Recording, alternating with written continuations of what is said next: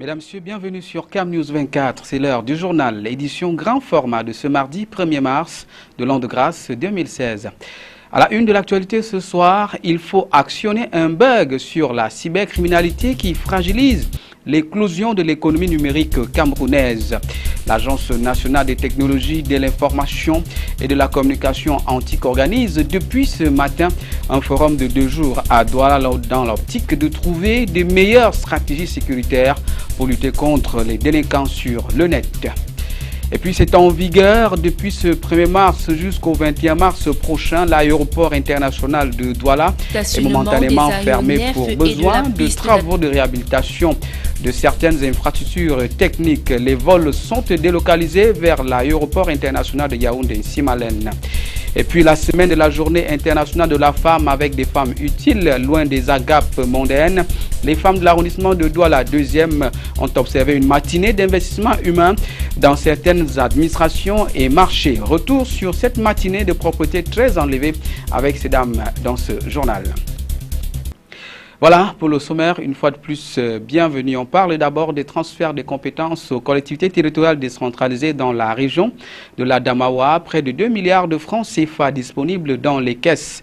L'annonce a été faite hier à Menganga. C'était à la faveur de la tenue de la 2e Assemblée générale des maires de la Damawa sous la bannière des communes et villes unies du Cameroun. Joseph Mwafo, Eric Tiche pour le récit.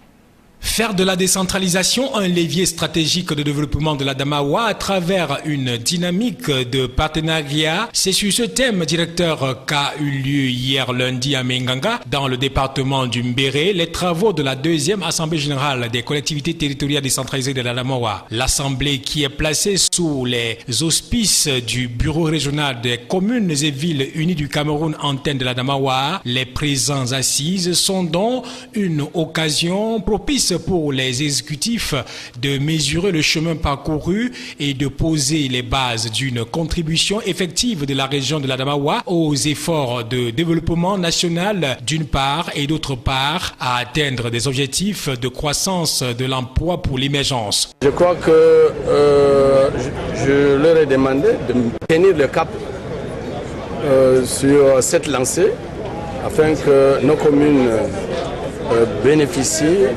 de financements divers.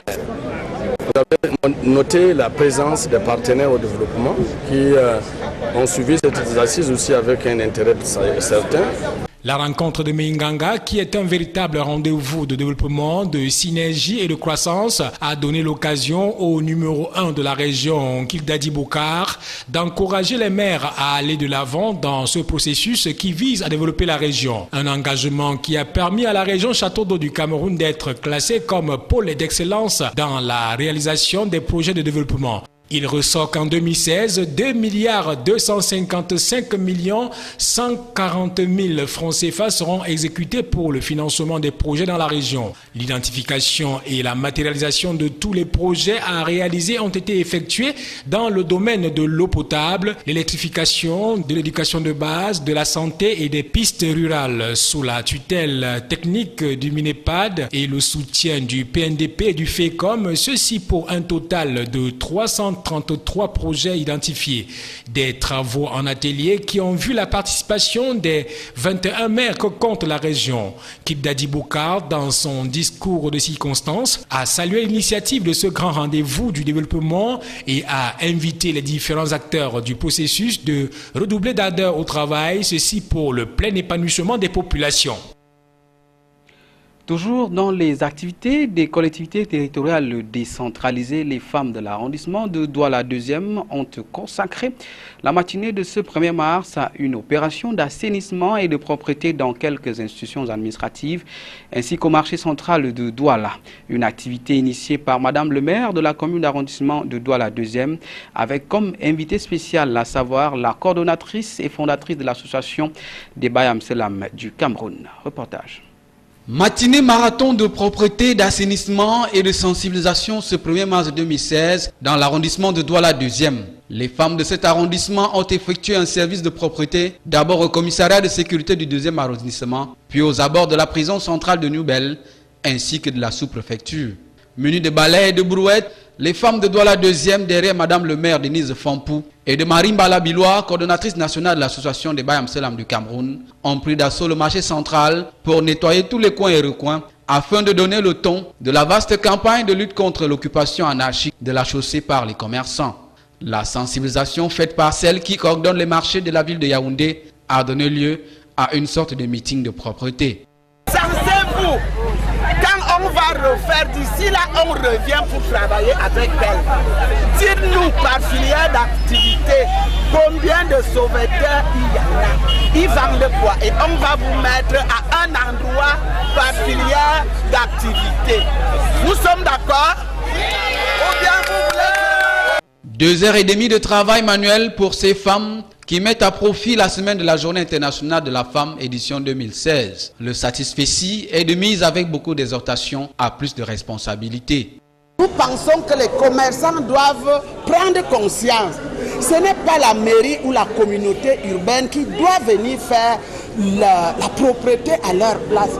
Chaque commerçant, avant de rentrer, avant de commencer le travail, doit voir. Parce que nous passons plus de temps dans nos étals que dans nos maisons. Donc nous sommes venus prévenir les Bayam Selam, les commerçants qui ont les boutiques, les sauveteurs. Entre chants et cris de galvanisation, les femmes de Douala 2e ont laissé une empreinte indélébile dans l'optique de l'assainissement de cet arrondissement enclavé. L'exécutif municipal en a d'ailleurs conscience.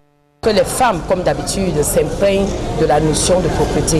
Et c'est la raison pour laquelle nous avons voulu que cela se passe dans les marchés, à l'effet de sensibiliser les femmes et surtout en présence de la coordonnatrice générale des Bayam Selam, qui est venue spécialement pour nous encourager dans cette tâche et pour sensibiliser également les femmes Bayam Selam pour qu'elles intègrent la notion de propreté au quotidien dans leurs activités. Après la sensibilisation viendra la répression. Les commerçants et les populations de l'arrondissement de Douala 2e sont déjà avertis. Toutefois, l'initiative est une invite à la participation de tous à l'hygiène et à la salubrité pour un développement harmonieux et participatif de cette collectivité territoriale décentralisée au cœur de la capitale économique du Cap.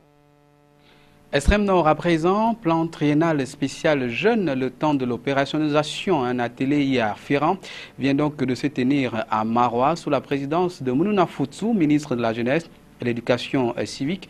Il a été question au cours des assises d'identifier les domaines prioritaires d'insertion socio-économique des jeunes. De Marois, le compte rendu de Célestin Taboulé Succès.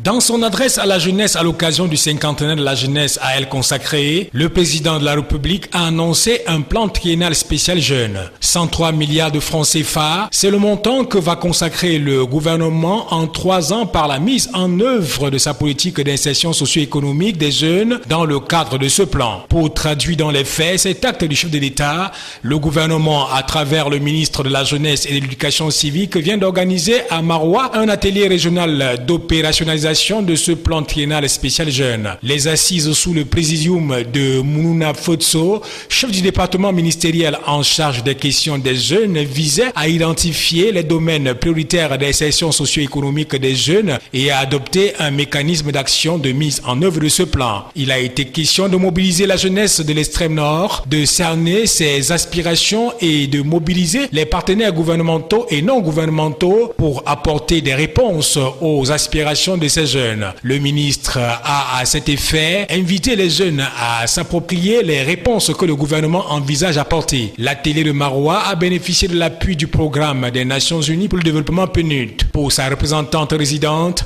la mise en œuvre de ce plan triennal jeune, le PNUD, va accompagner le gouvernement dans l'encadrement de la jeunesse. L'assurance est de Raja Rochdi. Les travaux qui ont connu une forte mobilisation des représentants des associations et mouvements des jeunes entrepreneurs, des responsables du MINJEC et des partenaires au développement se sont soldés par la remise des attestations et des appuis financiers à une douzaine de jeunes porteurs d'emploi. Œuvre de bienfaisance, le cercle des amis du Cameroun, en abrégé CERAC, promeut donc ses valeurs humanitaires. Après le département du Mayokani, dans la région de l'extrême nord du pays, où un important don a été remis, l'honneur était donc à la région du Nord. Et c'est l'arrondissement de Ndemsa qui a ainsi eu ce privilège d'accueillir ces grandes dames du pays le week-end dernier. C'était à l'occasion de la cérémonie officielle de rétrocession définitive de l'école publique de Gashiga, groupe 1 et 2, au Minédub, et de remise d'un important don aux associations de familles rurales de cette localité. Le point dans ce reportage de Jessica Raman Boye-Colin Bekatal pour le récit. Le cercle des amis du Cameroun, qui est toujours au chevet des plus démunis, une fois de plus, s'est illustré dans son élan de cœur. On se souvient lors de leur dernier passage en 2013 de son soutien aux femmes rurales et par la même occasion aux hôpitaux de Ngong et Guider à qui ont été remis des dons constitués des équipements sanitaires. On note aussi la construction des salles de classe et salles informatiques à l'école publique de Galdibé. Aujourd'hui encore, la journée était marquée par la rétrocession officielle de l'école publique de Gashiga, groupe 1 et 2 au Minédub, totalement réhabilité. Dans le même objectif, la remise d'un important don aux associations des femmes rurales a eu lieu le week-end dernier à Gashiga dans l'arrondissement de Demsa. Ce jour, l'ambiance qui régnait était sans pareil. C'est à l'entrée de la ville que toute la population est sortie massivement pour accueillir les dames du Sérac. Les groupes de danse étaient aussi au rendez-vous. Une brève salutation à tout ce monde, une visite de courtoisie au Lamido Abdoulaye Mustafa, puis le cortège dirigé par Madame Youssouf Adidja Alim et à ses côtés Jean Abaté Edi, gouverneur du Nord, est allé vers l'école publique de Gashiga, lieu de la cérémonie. Plusieurs allocutions pour magnifier les différents dons du Sérac à Garoua, et c'est par la voix de Madame Youssouf Adidja Alim, représentante de la présidente du Cercle des Amis du Cameroun, qui s'est engagée depuis sa création il y a un peu plus de 20 ans dans les actions de solidarité et de partage avec les plus démunis, notamment dans le domaine de santé, de l'éducation et de la lutte contre la pauvreté. En uniforme, ces dames ont tenu des moments d'intense communion avec les populations bénéficiaires.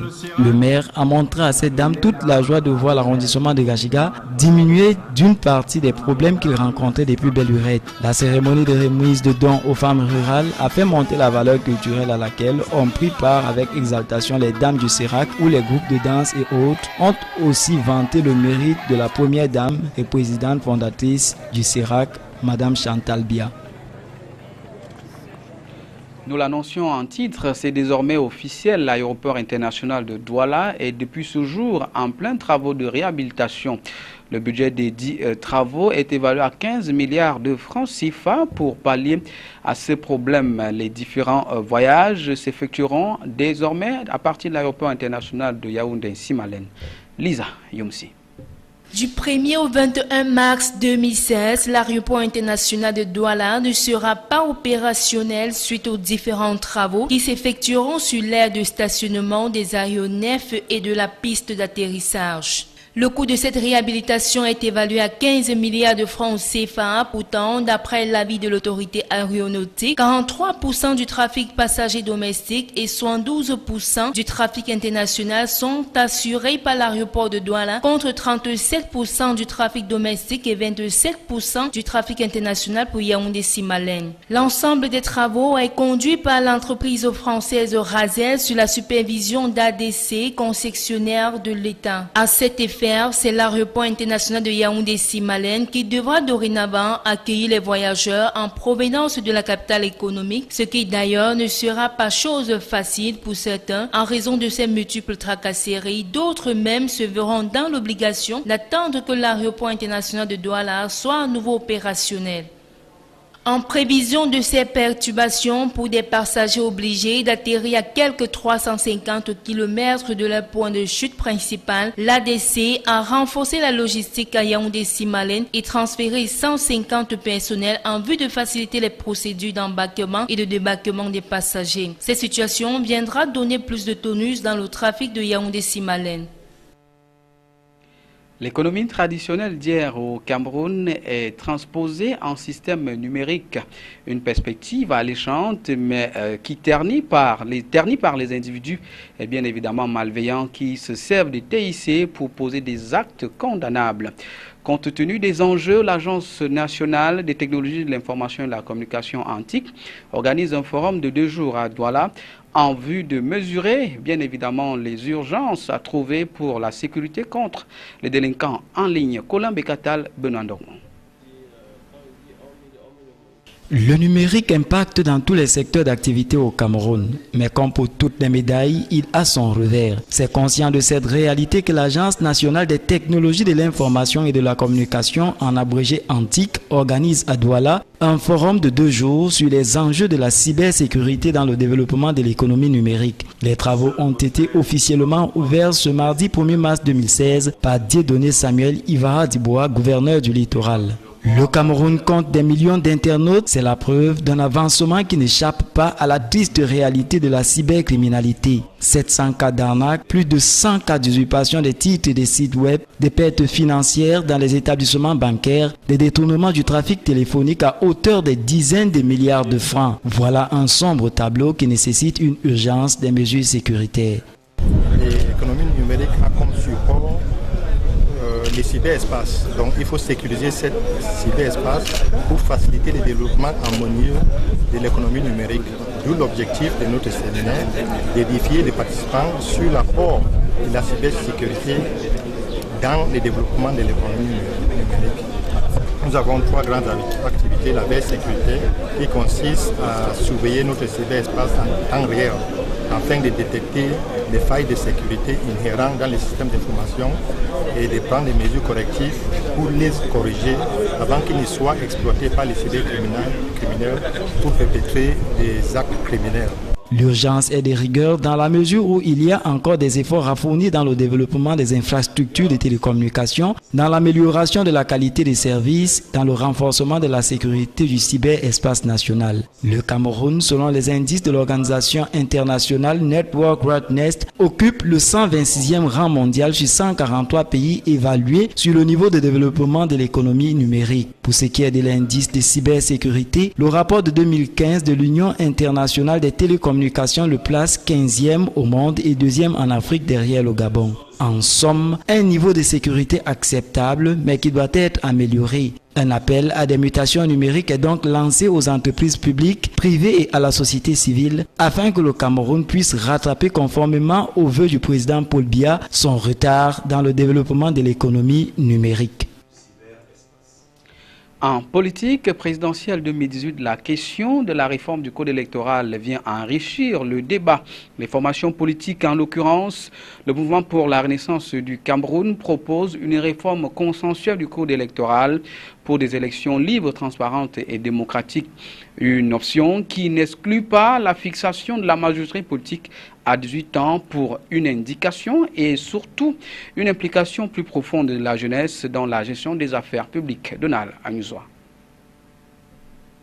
Une nouvelle pomme de discorde voit le jour dans l'espace politique camerounais. Il s'agit du débat autour des conditions, du contexte et de l'opportunité de la tenue de la prochaine élection présidentielle, laquelle doit avoir lieu en 2018 selon la Constitution. À ce débat, alimenté par les appels à candidature, appel à l'élection anticipée, appel à la retraite et contre-appel à candidature, s'ajoute celui de la réforme du code électoral camerounais. Le mouvement pour la renaissance du Cameroun voit en cela une exigence pour des élections libres, transparentes et démocratiques. C'est une question républicaine.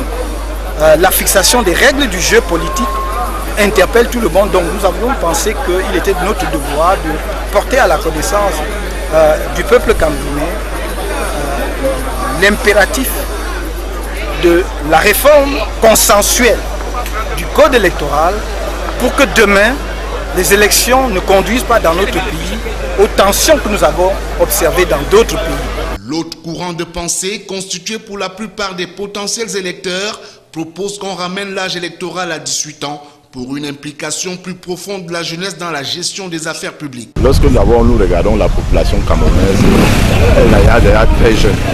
Bon, ce qui fait donc que, puisque déjà, même les âges par rapport même au concours administratif ont été revus, soit à la baisse, puisque avant les concours qui allaient plus loin, disons de certains âges, aujourd'hui on a constaté qu'il fallait ramener encore plus bas par rapport à la jeunesse. C'est pour ça aussi que même les élections, on peut revoir les âges. Compte tenu du caractère numériquement dominant de cette composante de la population, il convient pour cette jeunesse de mesurer l'impact d'une telle réforme. Le fait de ramener l'âge électoral à 18 ans, je ne trouve pas ça favorable, d'autant plus que À 18 ans, tu n'as pas encore acquis une maturité qui peut te permettre de réfléchir comme celui de 21 ans. À 21 ans, quand même, on considère que tu as quand même déjà l'âge où tu peux réfléchir et tu es un peu mature et tu as une petite expérience de la vie qui peut te permettre au moins de faire certaines choses. Tout laisse croire que le débat reste ouvert et qu'il revient au Parlement de s'intéresser à cette proposition de loi portant modification du code électoral déposée sur le bureau de l'Assemblée nationale à printemps depuis la session parlementaire de novembre 2014. À présent, le round-up de l'actualité internationale ce mardi 1er mars de l'an de grâce 2016, c'est avec l'AFP. C'est l'un des moments cruciaux du processus de désignation des candidats démocrates et républicains à l'élection présidentielle américaine. Ce mardi, c'est le Super Tuesday. Il rassemble 12 États qui votent en même temps pour les candidats aux primaires des deux camps. Ils ne sont plus que 5 côté républicain avec Donald Trump en tête et 2 côté démocrate, Hillary Clinton étant la grande favorite. Reprise du démantèlement de la zone sud de la jungle de Calais ce mardi, sous la surveillance des forces de l'ordre. L'opération, émaillée la veille de violence, s'est déroulée dans le calme, même si certains migrants continuent à refuser de quitter les lieux. Lundi, 43 migrants ont été acheminés vers des centres d'accueil à Bordeaux et à Montpellier, selon la préfecture. Vol à main armée dans une bijouterie de la place Vendôme à Paris. 2 personnes ont braqué mardi à la mi-journée la bijouterie Chopard, emportant un butin dont le montant n'a pas encore été déterminé, selon des sources policières. En décembre dernier, une autre bijouterie Chopard de la rue du Faubourg Saint-Honoré avait déjà été dévalisée. Moussa Ibn Yacoub, membre de l'ONG musulmane Baraka City, a été libéré dans l'attente de son éventuel procès. Le jeune homme originaire de Montreuil en Seine-Saint-Denis est emprisonné au Bangladesh depuis fin décembre pour activité suspecte. Les constructeurs jouent la démesure au Salon de Genève qui a ouvert mardi. De la Bugatti Chiron à la Centenario de Lamborghini, le salon fait la part belle aux sportifs de prestige. Mais la vraie tendance est celle des SUV, crossovers et autres 4x4. Avec plus de 22% du marché européen, la plupart des marques présentent des modèles dans ce segment, à l'instar de la marque allemande Audi avec son Audi Q2. Voilà, c'est la fin de ce journal. Merci de l'avoir suivi. D'ailleurs, l'information continue sur CamNews 24 et sur le site www.camnews24.net. Mesdames, Messieurs, bien bonsoir.